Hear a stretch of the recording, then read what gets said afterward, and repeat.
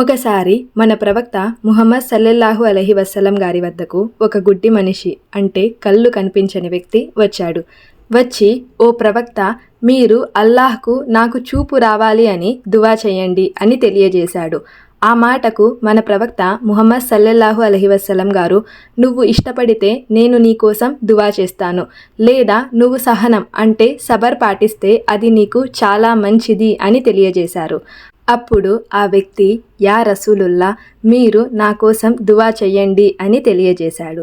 అప్పుడు మన ప్రవక్త ముహమ్మద్ సల్లల్లాహు అలైహి వసల్లం గారు, నువ్వు ముందుగా లేచి వజూ చెయ్యి, ఆ తర్వాత 2 రకాతుల నమాజ్ చదువు, ఆ తర్వాత ఈ దువాను చదవమని తెలియజేశారు. اللهم إني أسألك وأتوجه إليك بنبيك محمد نبي الرحمة. يا محمد، إني توجهت بك إلى ربي في حاجتي هذه لتقضى لي. اللهم فشفعه في.